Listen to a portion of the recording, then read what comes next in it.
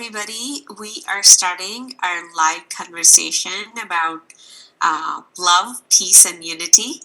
And right now, I'm going to take a couple of moments to get all the track straightened out.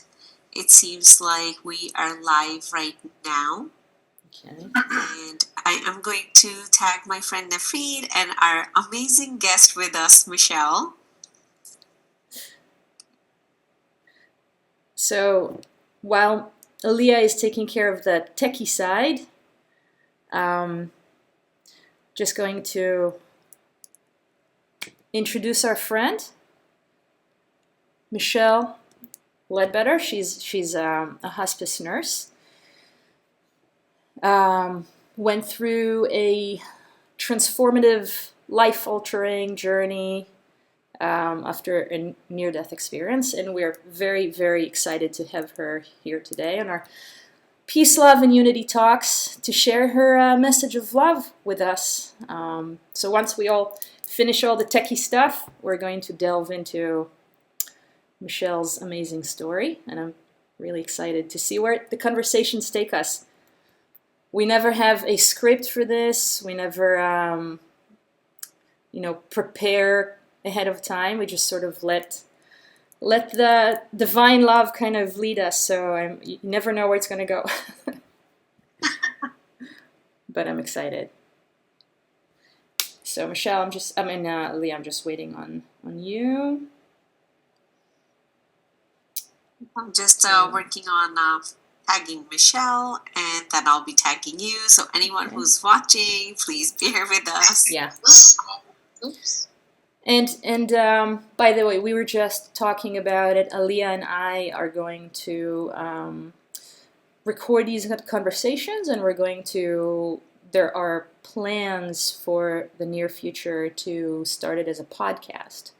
So these are kind of exciting news that we have in the works. In some of the previous episodes we already did, Alia and I just, I don't think I ever told Alia, but I have it on YouTube, if anybody wants to check past. So I tagged both me? Of you so you can see on your Okay, so we're going to check it. If it's worked. So for anyone who's joining us live, or whether you're catching us on a replay, just a little bit of background. Me and Nefrit, my friend, we started these conversations back in, I believe it was October or November. We did take a little bit of a break for our own personal healing and personal space, and now we are back, and we are joined by a wonderful guest, Michelle. Our goal is to have conversations around unity, around peace, around love, and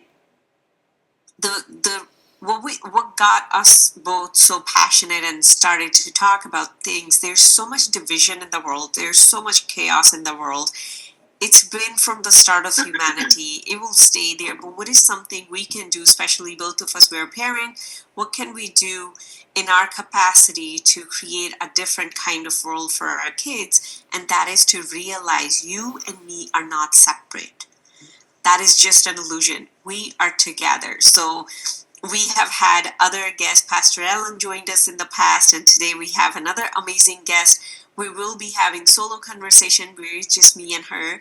We will be bringing on guests, but our goal is one, and that is to keep highlighting it. I'm not alone.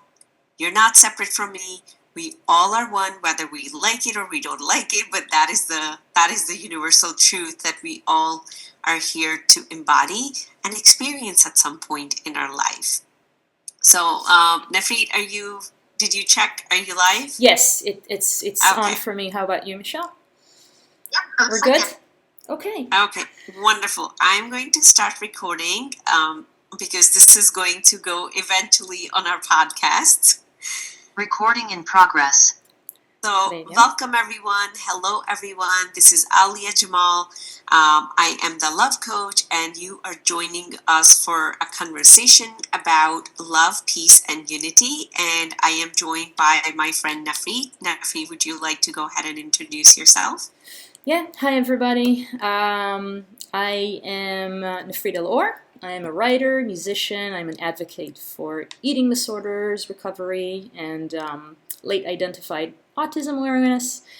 And I am a proponent for love, unity, and peace. And I would like to spread light and love into the world. And we are now going to segue into introducing Michelle Ledbetter, a new friend, and she's here to share her experience with a near-death experience that she had 5 years ago, and led her to experience a transformative journey. And she's going to start with the message of love that came out of it. So on to you, Michelle. The mic is in your hands. Well, first of all, guys, thank you so much for having me on your show. It's an honor. And I think it's beautiful that when we come together and share stories, it shows the unity because, we all are going through this human experience as spiritual, energetic beings. And so to come together, especially on purpose with love and sharing that unity and peace, I'm so grateful to be a part of it. So thank you for thank you so much. Yeah. So do you want me to start with my story? Absolutely. Sure, yeah. Michelle. Okay. So I'm going to try and hit the highlights for time's sake, and then maybe if there's any questions, we can go from there. It's actually it was 6 years ago in February that I had a severe automobile accident. I was traveling as a hospice nurse, and I was traveling from Montana trying to get to a new assignment in Texas. And so there was an incredible snowstorm that was coming, and I was trying to outrun that snowstorm. And I was on the road for quite a long time during the day, and I ended up having an accident in that snowstorm where I went off an embankment. And when I came down, I had an L1 burst fracture, broken spine, and a traumatic brain injury. It was just me and my little dog that were traveling. I live in Florida, so I was on the other side of the world with just the two of us.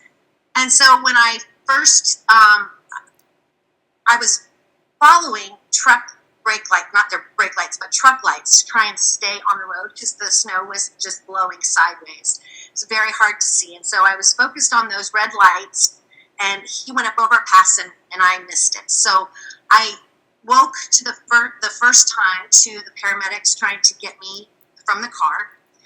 And when I woke, I had a profound sense of peace, where you would think that otherwise I would have been just distraught and afraid. But it was a profound sense of peace, almost like I didn't have an ego mind to think of all the horrible things that might be coming my way, right?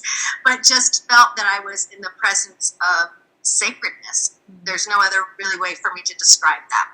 Now, what I have to tell you is I did not even realize that. So, we're working on 6 years now. It takes some time to integrate what happens in these things. And I'm just being exposed to, there's a group of near-death experiencers that come together. And so I am hearing other stories, and I'm seeing the commonality and the confirmation. But it did take me some time to kind of integrate everything. And so what that profound sense of peace was beautiful. I was in and out. I don't remember the ride to the first place that we stopped. The first place we stopped, they did imaging, and they recognized that we needed to do urgent surgery because I had some internal bleeding and my fractured spine was not stable. So they transferred me to a trauma unit, and the first time that I really saw divinity in people was through the people that were caring for me. I was traveling with my little dog, and they allowed her to stay on my lap the entire time. And then they had talked about impounding her because, we're getting ready we got to go off to surgery. What are we going to do with the dog? And there was a nurse that came forward, and she said, "Don't worry about it. I got you. I'll take care of your dog until you recover, and everything will be well." And the sense of the godliness in this nurse and the light that she was, I can almost see it around her. Remember, I've had a closed head injury, so it was a beautiful feeling of just peace, being held by people that I had no idea who they were. The paramedics that originally transferred me to the first place came to the second place and ended up bringing me a little love basket with this little stuffed dog that was so ugly because I couldn't have my dog, and some magazines. And I was just feeling so much of that love. And I could see it in people really for the very first time. The surgeon came and said, we got to get the surgery done. And we're approaching like the midnight hour. And he told me some astronomical amount of surgeries he'd done. And then fear started to kind of peep in. And when he told me he'd done something like 10 surgeries, I panicked a little bit. And I thought, oh my gosh, he's been awake all day. And he's getting ready to go into my spine. Like I asked him if we could wait till the morning. And he's like, we don't have another option. So I had to surrender to that. I don't remember going into the OR, but somewhere between the OR and 5 days in ICU is where I had this altered reality, near-death experience that just completely changed my life. So it was a distressing NDE, and what I have learned from my NDE cohorts is there's only 2% of people that have NDEs that are distressing. But ultimately, mine came out on the beautiful side. So let me go ahead and share the hellish part of my NDE and what I learned from it. I presented in what appeared to be something like a warehouse setting. And it was very barren. It was very cold. There was no color. And the first scene that I remember was feeling my children's presence behind me. And I turned to engage with them and ask them to come with me, but I didn't know where we were going. And when I turned to look at them, they kind of just gave me this look of, Mom, you've messed this up and we're not real interested. And they turned and walked out this door that was in the warehouse. It was a big, heavy door. And when they shut the door locked behind them. And so I went to the door and I started to get confused and fear started to rise in me. And I was kicking out the door and they were walking away and the land was very barren. Like heavy equipment had come and just kind of swiped the land, and so it was just like dirt, but again, no color. And then I'm just feeling very abandoned and confused, and what's happening, and where am I? And then I started to see almost in a film presentation, life review of my life, and my upbringing was quite harsh. My father raised me for the first 7 years of his life, and then he found me a beautiful mother when I was 7. But there was abuse in the home, and there was no sense of true love. It was more of a performance. Love came with performance and that sort of thing. So truly, I did not know what real love was. And so I'm going into that with this not real knowing what love is. And so I am seeing all these childhood traumas that had happened to me, and I'm living them again. Emotionally, I'm living them again. I'm right there in the situation again, and it is just extremely scary. And there were probably 4 or 5 scenes of significant events that had happened that I had to live through again. And again, the fear component was just horrible. And so I, again, was thinking, where am I? What's happening? And the second set of life review, there were 2 other people. One was a little girl and one was a little boy. And I was in the little girl's life review seeing some very horrific stuff that had happened to her, very detailed, horrific stuff that had happened. So I am feeling it from her aspect, like I was in her spirit body, but I was also in mine. And so it was a combination of all these emotions just compounded. The next one was of a little boy, and the same thing, going through his young child journey and seeing the trauma that he went through and having to live that with him. I had compassion and sadness and fear and all those negative vibration emotions. Just, I can't even tell you, like I could say 1,000 times, but it still doesn't even do it justice. So after the little boy's life review, I started to feel the temperature changing, and it started with the warmth at my feet that was moving up my body. And it almost, as it was moving up, forced me to look up. And when I looked up, I saw the cracking of these tiles on the warehouse ceiling. And as they started to lift, a very bright light was coming through. And I was so stuck in fear that I thought it was fire. And so I just grabbed my head and I bent over, and it was like, oh my gosh, like hurry up and make this quick.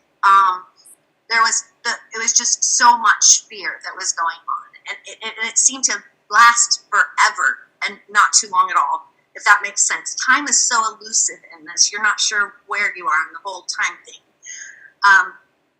And so I was just in extreme fear, and I started to come out of it a little bit just on the heels of all of this that's happening. And I recognize that I'm lying in the hospital bed, and I look over into the corner, and there's an African-American lady sitting there. Now, when you have a traumatic brain injury, they reserve sedation because they want to make sure that you're coming back and your neuro is intact. And so apparently, while I was in this altered state of reality, I was acting out my fears. And so I'm trying to jump out of the bed, and I just had 2 rods put in my back, and I was cemented, and you're not supposed to go anywhere right after that. So they had to have physical people watching me to keep me safe. But as I'm looking at her, it was kind of like I was 1 foot in and 1 foot, 1 foot here in reality and still kind of in this reality. She started to blend, and she appeared as my Caucasian sister, who I had only met a couple times. And when I saw her, I said to her, like, I'm thinking she's family, help me, help me, because I wanted to get out of this hell that I was sure that that's where I was at. And that fear, that like, why aren't you helping me? Why won't you let me out of this bed? Like, we got to get out of here sort of feeling. And I have to giggle now because as a nurse, I remember treating these patients and thinking they have absolutely lost their mind. But this time I'm on this side of it, so I completely understand it. It is very real what's going on in there. The next time that I really woke to consciousness, I realized they had removed the people, but there was this big ball that had a camera on the front of it, so it was like a big eyeball. They were watching me from, I guess, the nurses' stations or whatever, but I kind of slowly started to graduate. And after that, I was so taken aback. I had no idea what happened, and I was not going to tell a soul because I didn't want people to think I was such a bad person I went to hell. And so I kept it very quiet. I didn't say too much about it, but it was definitely festering in there. And so the recovery was gruesome. It was hard. The physical part was very challenging. The pain was excruciating. The traumatic brain injury, that was very hard to recover from. And I still say to this day, I have what I call my cheesecloth brain. There's pieces of my life that are missing. There's no rhyme or reason, but people will tell me something happened and it's not in there. So that has been a challenge to work with. But somebody once told me people pay thousands and thousands of dollars to forget their past. So you just got a free ticket. So growing up in the environment that I grew up in, I had a very distorted connection with people. I had a very distorted connection with God and religion, and those were the barriers and the protections that I had put up in front of me. Now, I didn't recognize this. I thought I was just as normal as anybody else, and I was doing relatively well. I was a nurse, I was traveling, I was accomplishing great things, and in all these accomplishments, I kept trying to find love or this happiness that was going to fill my love cup, right? And it was a sensation in my chest that I could never, it would fill up with, something that I might have accomplished, but then it was like I had a hole in my love cup and it would drain out. So I'd have to go on to the next thing. And I was just consistently pursuing this happiness and this joy and this love that's supposed to be out there. I went down the rabbit hole for 2 years after the accident. I got addicted to pain medication and alcohol. I was not good at feeling emotion. From those childhood wounds, it was easier for me to suppress them than to let them rise. And so I had struggled with that before, but it came full bore for the next 2 years. And eventually I got to a place where I was kind of at the bottom of the barrel. I had lost a job. I had $8 in my account, and my very best friend was dying of cancer. And I thought, what else could happen? Like, how far down the rabbit hole can you go? Yeah. Losing the job was devastating, but what it allowed me was an opportunity to spend 16 months with my best friend before he passed away. And he was living on borrowed time. And so he really started to show me how to live in the moment And he opened my eyes and my heart to the idea of a higher power greater than myself. I wasn't good at using the word God because, again, there was an aversion there, because the people that had harmed me were affiliated with the church and that sort of thing. And so, but he opened that window, and so I started to become a little bit more curious. We had the most magical time for those 16 months and accomplished so much, and he was such a gift to me. After he passed, I still didn't have a job, and I didn't have any money, so I was forced to sit with myself. And during that time, I wasn't sure where to go next. I wasn't going to turn to a Bible, or I wasn't going to turn to any one specific religion. So I thought, well, I'm just going to try this meditation. Had no idea what I was doing, but one day, as I got very quiet, I truly wanted relief from this pain that I was feeling internally. And a voice prompted me to say to myself, how can I look at that situation differently? And what was it trying to teach me? So those two questions, I ask them still to this day. They were the greatest questions that could have been gifted to me. Mm-hmm. And once I started to do that, as I would be practicing meditations, I would get the only way I know how to say it is the information would just drop in. Mm-hmm. And so I would ask the question, how can I see what happened to me differently? How can I see that whole hell experience differently?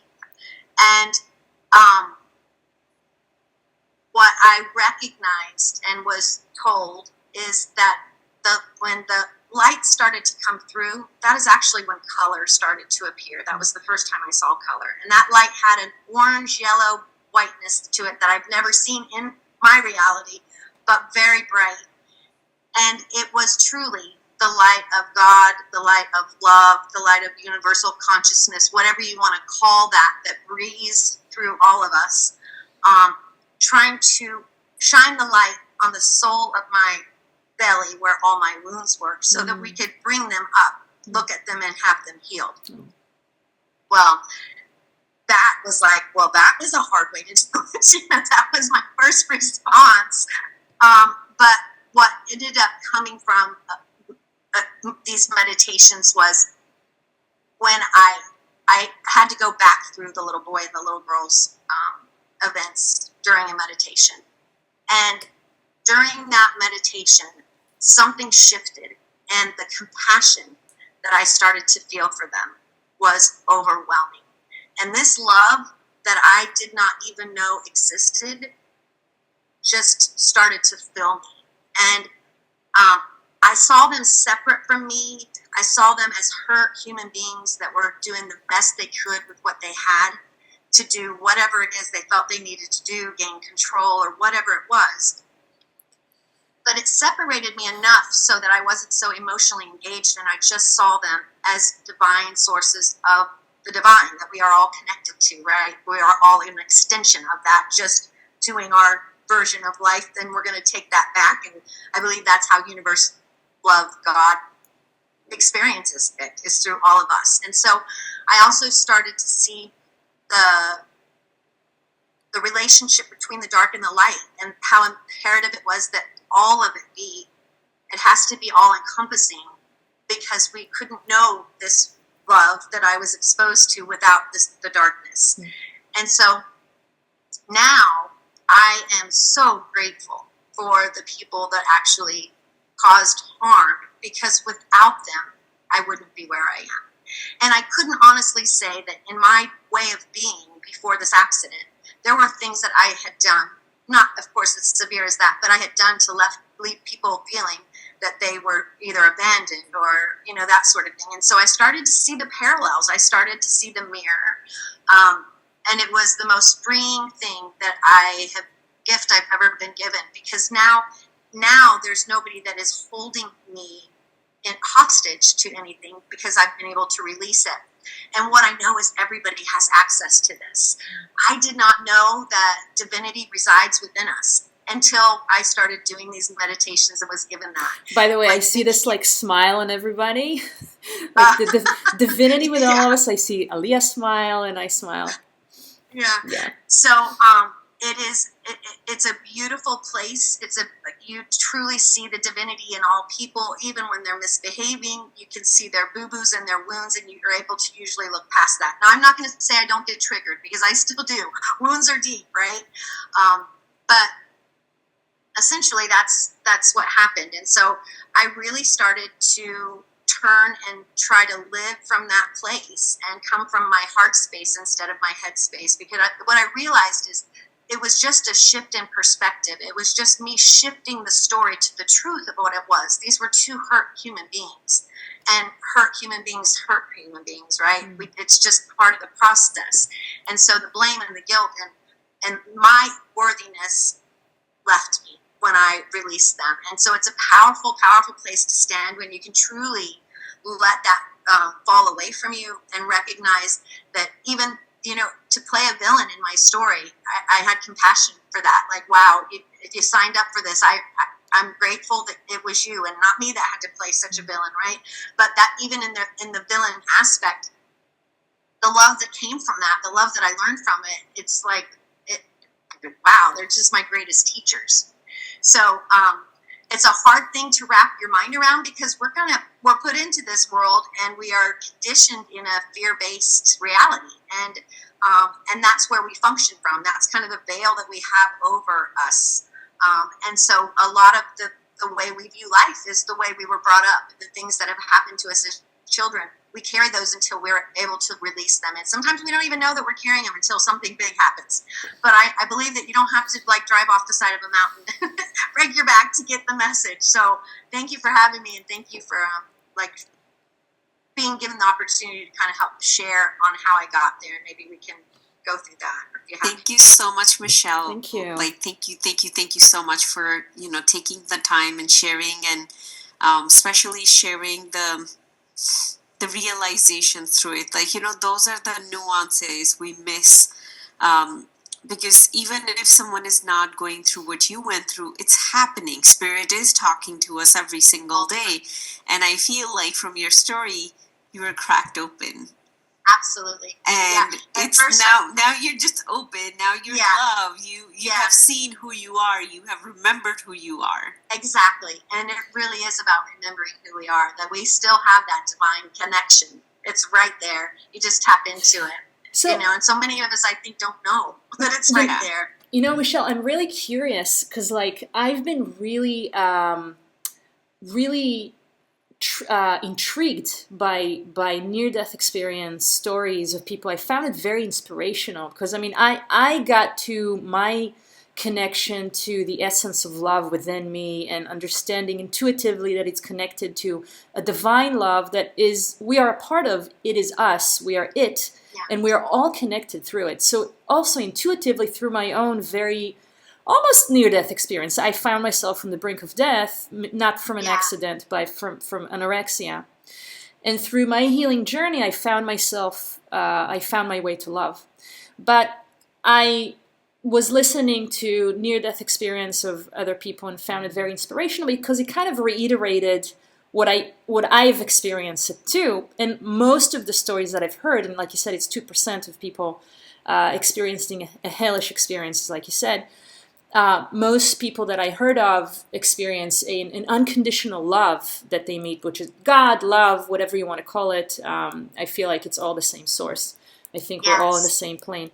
So how do you explain, do you think that the experience that you had was more stemmed out of you were forced maybe to experience your human fears in order to go through this process? Or do you think this was something that was, it was kind of personally induced, or something that was brought by the other side, how do you explain that? I'm just curious. Yeah, absolutely. I didn't realize that hell is a state of mind and a state of being. I don't believe in a hell. And I didn't, it absolutely was of my own, all those false limiting beliefs that I had brought forward as a protection mode, but it actually blocked me from receiving love. It actually blocked me from knowing what this whole journey is about. And so, as a hospice nurse, many times we see people that will go through what we call terminal agitation. And I now truly, truly believe that when people are moving through that, it is a review of those things that are, those wounds that are in the belly of the soul that have not been brought forward. And so if anybody's going through it with a loved one where somebody seems very agitated, and of course we do have medications to help, but that is, they're working through something. And if if you can remember that when it's your time, if something feels very hellish to you, it's being brought up so that the light can shine on it, so that it can be healed. And I believe that, because I've seen so many deaths, that even if we do have terminal agitation, as we approach that last exhale, it leaves. It doesn't stay with you very long. I believe that, when we come and we're birthed into this world, it's bumpy, it's squishy, it's a little scary, right? We don't remember this, but it can happen on the way out as we're birthing out of the physical form. And so just being able to deliver the message that don't hang on, it's not going to last, and it's being brought up so that you can take a look at it. And then once you get to see it through the eyes of love or Christ consciousness or whatever you want to say, once you can actually see it for the truth of what it is, that's when you go, oh, that's what that was about. And then you can have gratitude for even the really, really hard times.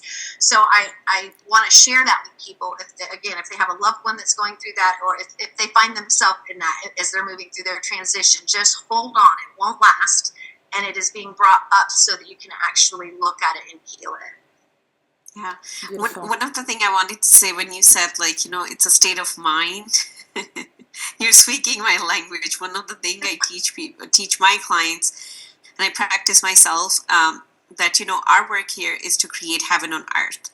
Yes. If my life right now, the way I think, the way I act, the way I interact with other people, the way I speak, I can create heaven right now. It's not a place I'm going to go after I die. Exactly. Something I wanted to just highlight, two things. One thing, when you were talking about you've been hurt by a lot of people, and then through this experience, you truly saw the divinity in people. And it's almost like, your trust in humanity was being restored. Absolutely. And, that trust exists. Absolutely. And that is the trust that has brought three of us together. You don't know us, but you were like, okay, I'll join whatever you ladies are doing. And that is the energy, that is the essence that is going to create a peaceful earth for our children, or hopefully for us too. But Absolutely. That is something we can create right now. Can I trust other people? I don't have to go through something that Michelle that went through, and she was forced to trust a nurse to take care of her, such a close thing, which is our pet, and that she will take care of the pet. Can we build that trust right now? And the second thing that you were highlighting, you were talking about God, and when I went through my dark night of the soul and I was suicidal, I really thought God has abandoned me, and that led me to where I am today. I was like, wait a minute. I look like such a spiritual person. I have studied it. Then why I'm not feeling God's presence? And I realized how you have realized I had created hell around me. It wasn't God doing it. And at the same time, we use, God as an excuse to create so much chaos, so much division. But from what you're sharing, and other people have shared who have experienced that reality, and then still chose to be in the body to share this with the rest of us, there's only one force. There's only one force. You There's are only absolutely one force. right. We can keep saying, my God this, your God this, and I'm better than you, or however we want to say it. But the truth is, there's only one force. We all are one soul. And, Yes. If we can just remember that, our world would be so much more peaceful and loving. Absolutely. Yeah. So Go ahead, Michelle. Go ahead. Well, I was just going to say, when you say to extend love to all people, and then you see the things that are happening in the world and the horrible things that are happening in the world, and to shift your thought process and move from the ego mind and the judgment. Really there's only fear, and those negative emotions that are on that low vibration, and love, and then a variation of those that come to the ultimate love. And so we are very judgmental, and we want to project onto people that are doing harm. We all have a little dark side, right? And so if we can find somebody that's done something worse, it makes us feel better. And so we'll focus on that piece of it. But here's the deal. They're broken. They are misaligned. And so when people don't know this, and we're not taught this in our religions. We're not taught this, the basics of it, in school or religion or any upbringing. We kind of have to find it, right, by the divine signs and things that happen around us. But to release people and recognize that their journey that they're doing is also an essential component of pulling it all together. And I usually will stand in a place and am grateful that I didn't have to play that role, but I honor the role that they're playing. And everyone is going back to the light source from which they come, from the universal love. We are an extension of it. We are one with it, and everything goes back. And so, I believe those people that have had the more, if you had to put on a hierarchy, if they did worse than somebody else, that they have to move through it. You don't get around it. So I think that's where people think that that's where hell comes in. But again, it's not hell. It's being, you're having to look at it. You're having to feel it. But the light comes. And if you're not afraid of the light, you can find the relief in that. So instead of being so judgmental and harsh about other people's actions, to just step in and grant a little grace when it's really, really hard. And I get that, that's a hard pill to swallow for people, but I promise you that's where it's at. I promise you that's where the freedom's at, for yourself and for everyone else. I'm just smiling because I see a hummingbird in the background behind you as you talk about all this, and it to me it's such a spiritual animal, and an animal kind of you sort of in a. I used to practice Brazilian martial art and capoeira, and everybody gets to have a name, and they called me Beija-Flor, which is it's a name for a hummingbird, because beija is kiss, flor is flower, kiss the flower, because you sort of have to be in the moment and kind of stop and smell the flowers, and Beija-Flor is, she does that. And as you talk about that Beija-Flor, I wanted to also interject and say, Michelle, I think it's so amazing what Alia and what you said. It's the concept of there's I also do not subscribe to the notion of hell and nirvana. I do believe that we all come from a source of unconditional love, and we're not punished for anything. Everything is, it's that source is accepting and patient, and we're not, reprimanded for anything. We're here to experience a journey and to expand, and every opportunity, everything, every act, every action is an opportunity for growth, and there is no punishment. And even as I understood, the people who are acting in opposition to love, they are also here on a journey. And so we are here to help everybody. Absolutely. And Absolutely. with a lot of acceptance. But what I understood, that it's kind of hell is really what we create for ourselves. And Absolutely. it is, it's really based in suffering, and suffering to me is fear. Because when we are living in fear, we are not letting ourselves actually experience the beauty that life, offers us. Because we're constantly living in prevention and plugging holes. What if this is going to happen? And I don't want this to happen. And I don't want this to happen. When you accept all of it, the past, the present, whatever is going to come, and you release fear, you're able to perceive life. There are events, there are things that happen, and that's what I teach my kids. It's really all about the cup half full and the cup half, empty. So if you are perceiving the events out of a lens of acceptance this is what it is. This is what's happening. How do I see it?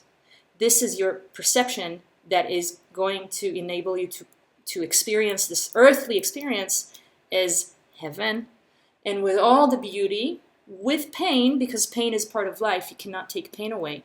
But when you're adding on the fear to it, and when you're adding on guilt and shame and all these, extra layers to the pain, you create suffering, and that is hell to me. Yeah, absolutely. Absolutely.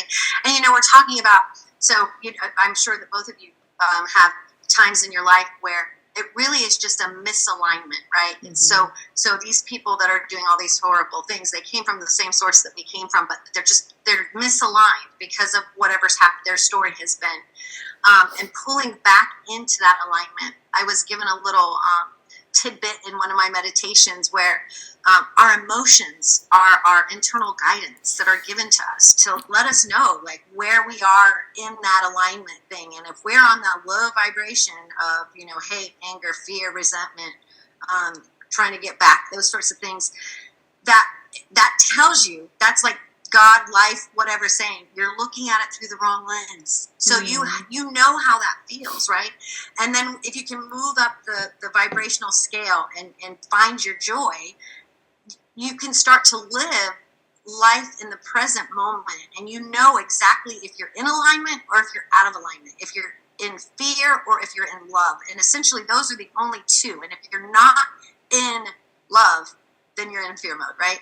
And so I was able to start working with my body and started feeling what it felt like to feel the expression of love. And then I would take myself down to the lowest pit of my, of my soul and feel what that felt like. And so now I have a visceral, like, it's like a check, and I'm aware enough that when it comes on, it's like, okay, here's my opportunity. Sometimes I still miss it, but it's talking to us all the time. And I never knew that emotions were that internal guidance that have been given to us. I've never heard that before. So it's like, oh my gosh, that's so right. And it works. It totally works. When you know you're out of alignment, you can get yourself into a higher vibration by just refocusing the thought that is taking you down the rabbit hole. And try to find the good that is in it, because there's always good in the really hard situation, but you might have to look a little harder, but it's there. So yeah. This is perfect. It's like exactly the conclusion that I got to, that emotions are the compass, really. It's kind of like, our brain is a dial. It can dial us on any frequency we want, and our emotions give us the frequency. Oh, we're in that frequency. We're in opposition to love, and we are aligned with love. However, what I wanted to add to that, and then Alia, I know you wanted to say something. I just wanted to add something really quickly. It's really important. People are thinking, oh, I shouldn't be angry. I shouldn't be angry. This is not good. I shouldn't be upset. I should be sad. To me, from my perspective, we're here to experience all this beautiful array of emotions. We're here to be human, to experience the human emotions. We're meant to experience it all. However, after we experience it, we can choose how to react upon these emotions. They're here to show us where we are. So we're meant to experience. It's okay to be angry. It's okay to feel all these feelings, jealousy. But then we have a choice. How do we want to proceed from that? So it's not about prevention. I shouldn't be angry. I shouldn't be angry. Oh, no. It's okay. It's okay. It's all okay. Absolutely, yeah. That's a very good point, because those human emotions, yeah, they need to be moved through, and they need to be accepted, and they need to be wrapped in love if you can get to that point. But, I'm going through a place right now where I'm really being asked to stretch, and God's saying, okay, so what is that can you actually live what you've been taught? And I'll tell you, I went down the rabbit hole, had a few days crying and being pissed and cussing people out. And then I was like, okay, that I get it. And those are, that's the old story, right? Like that's my separateness from love. But it's very real. It's our humanness. And so it can't be denied. And so I'm glad that you brought that up. Yeah. And one of the things that I wanted to mention is it's almost like when I am aware I'm connected with God, I'm aware of that connection, that I am not separate from my source, that it is a state of love, and that is a state of being in heaven.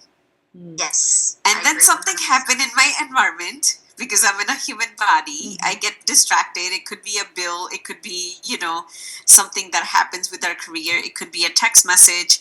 And then I forget that I am connected and one with the creator, and I get, angry. I go in lack, and that is hell right there. One other thing I wanted to mention, you have talked about it too, and we are collectively talking about it, how we see other people separate, and we go into that judgment, like, I'm good, they are bad. And one of the principles that I've been working with, and today even I was listening to something and it just came to the surface, that let's say if I see a person doing something wrong and I'm like, they are bad, and they are divine. When I say they are bad, I'm saying divine is bad. There's a wisdom, as you were saying, in every single. We don't realize every single piece that is moving in right now. There's a reason why it's happening, and it's all coming from the same source. It might not make sense to our human brain why all these things are happening, but there's a reason behind it. Now, our choices. Can you guys hear that? Oh, something's. I hear feedback a little bit. Yeah. I think it's okay. Oh, okay. Maybe it's not on my end. I don't know. It's so weird. The feedback is happening. So when we can just challenge ourselves to not judge another person or pause before we judge them. When I started practicing that principle myself, for example, I went through a huge thing in my personal life, and when I got to a place that I wouldn't judge someone, I was back in heaven. I was back in that experience of love. But as soon as I judge someone, it feels yucky, it feels bad, it doesn't feel good, because we are separating ourselves from our own source. It's almost like, you're just trying to break down your own home. That's never going to feel good. This is the home, this is where you live. And if you're throwing eggs on your own car, that's not going to feel good either. You're just trying to destroy something that belongs to you, that is yours, that you're part of. So whenever we look at other people, for, anyone who's watching and listening to this, you might see like, 3 different ladies sitting here, but there's no separateness between us. We all are one. We all 3, we have come to, however we came to this conclusion in our life, we got to the same conclusion. 3 different paths got there to the same conclusion, because that shows that it's the same light that's running through all of us. We are same. Now we can look at that similarity, we can focus on that, or we can sit with our own hellish experience. Right. Alia, exactly. I think I would like to capitalize that for a minute. Thank you for bringing up all those points, Michelle and Alia. I think, back to that being judgmental of others, it's something that Michelle and I had a little chat about it not long ago. How, I feel like we are kind of co-authors of this, story of life. There's our job, like what we do, and then there is the divine love that works with us. So the divine love is kind of like the Wizard of Oz, pulling all the strings behind the scenes. And then there's us, when we have free will and we have our choices, and what we do here is how we bring love into this world. And I realized that, it's not, and something actually Michelle also posted on her, and it really spoke to me. It's not my job to judge anybody. It's not my job to decide who gets what. I have one job, and it is to be love in the way that is authentic to me. To bring light and love into this world, following my passions. And the other thing that you said, and so it's when you extend love to the world, when you extend love to even to those who are acting in opposition to love, in violence and hate, without judgment, you are doing your job here. Because that's up to them. They have a free will, they have their own journeys, and then there's the divine love, God, whatever you want to call it. And there's the big story. But it feels good to me. It's just, there is this internal confirmation when you are doing an act of love. because it goes again into the biology of us. We have feelings that kind of are a compass, but we also have a confirmation. And that's why it feels good to do an act of love. We have the feel-good hormones. They tell us, oh yeah, you're supposed to do good because it feels good. It feels good when you are doing an act of kindness. There is, a release of endorphins and oxytocin and, neurotransmitters, all the feel-good chemicals. They are confirmation. Yes, you're supposed to do that. It feels good because you're supposed to do love. However, when we're acting in opposition to that, we have the stress hormone. We have cortisol and adrenaline, and that is fight or flight. That is kind of a survival mode. So when you're throwing eggs at your car, you're in survival mode. Doesn't feel good because our biology, and it tells us that's not the way of love. This is the opposite. So these are two things that came to my mind when you're talking about that.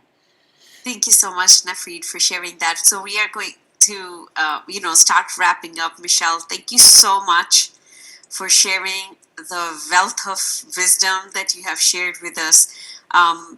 Is there something you would like to share with whoever is, listening to us right now live or later on? A message or a nugget you want them to, just hang on to it. If they forgot everything else, just hang on to it. So I think what I would share is that the biggest message that came from this is that we are divinely connected. And if you feel that you have lost that connection, find somebody that can help you realign with it, because that really, I do believe that you can live heavenly on earth. And I think that is, that is the nirvana. You can reach that place right here, right now. And if you are in a state of fear or you have a past that's blocking you, know that you are just as divine as anyone else, and you have access to it as well. And it's only the thoughts and barriers that we put in front of ourselves that actually block it. And it might have served us for a while, but there's a time to be able to bring those up, let the light of love expose that for you. It is a little scary in the beginning, but I promise that if you just hang with it and find your divine light, just keep looking for it, you'll connect to it, and then you'll be on the same page that we are. That is so beautiful. Thank you so much, Michelle, for sharing that. Nefrit, do you have any parting words with anyone who's listening or listening to it later on when it's part of a podcast? Yeah. Kind of piggybacking on what Michelle said, I think, and what, I found people might be like, well, how do I even go about? How do I start?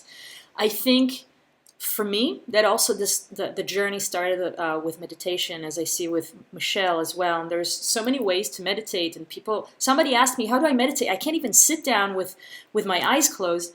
Well, there's many ways to meditate. You can do a walking meditation. For me, meditation is just kind of giving space to kind of clear your mind a little bit and find your center and start practicing that. So I think out of that came to me a practice, intuitive practice, eventually, how to make enough space in my mind to reconnect to love. So I think if anybody's kind of like, well, what do I do? I think, to me at least, meditation was a tool. So start exploring that in whatever way works for you. There are many ways. What about you, Alia? Thank you so Parting much. words? So I want to say, with the whole theme with Michelle, which is, really it's touching my heart, is she remember who she is. And get on a journey where you remember who you are. In my personal work, I'm an anti-label person. When people label themselves with I'm a high achiever, I'm a loser, any different variation of that, it's not about becoming something. It's about remembering who you already are, and that is the space of being in heaven on earth. And that is when we just drop into our body and we're like, oh my God, I'm already perfect, I'm already complete, whether I have all the boxes checked or not. I don't need any boxes. I'm complete just being here. And another element of that is, as Michelle, she went through her own experience and her soul chose to stay with us. Every single being that is in a body right now, just their presence on this planet Earth is elevating all of us. We are that important. So in the body, outside of the body, of course, we're same. But just having the privilege to be in a body, it's almost kind of like we are anchors. We're holding the fort down. So even if in your life you have not achieved, like, you know, that 7-figure salary we all are trying to achieve right now, if you're not even there, just your presence, you're benefiting the whole humanity. Even the people you think are so different from you, we are benefiting everyone. And once again, I want to thank the beautiful soul, Michelle. Thank She you, Michelle. chose to stay back. She chose to share this message with us, because I know some people, when they see the light, they're like, I'm out of here. I'm out of here. Yeah. You know, because that is more beautiful. Yes. But for whatever reason, your soul made the decision. I'm sure your soul was given the opportunity to choose. And at some level, you chose to come back and have this very conversation here right now that has brought so much light out. And I'm pretty sure the person who really need to hear this, they are going to watch it, they are going to listen to it, and their life is going to change, because you're here with us, sharing your story. Well, thank you. Thank you so much for that. Thank you so much for allowing me to be here and creating the sacred space where these topics can be discussed. That's beautiful. And you guys, thanks for shining your light and remembering who you are. Thank you. Thanks, everybody. And thanks for listening. You know, whoever is listening right now. Yeah, and you know, just last thing, if you have listened to this a little bit or a lot, please share it. We want more people to be able to see that we are one. There's no separation between us. We are one soul. We are all love, and we all have the ability to vibrate at the vibration of peace. So we'll be back next month with another conversation around love, peace, and unity. And for now, it's a bye from the three of us. Bye-bye. Bye-bye. Thank you, Michelle. Thanks, Alia. Thank you. Recording stopped. Beautiful.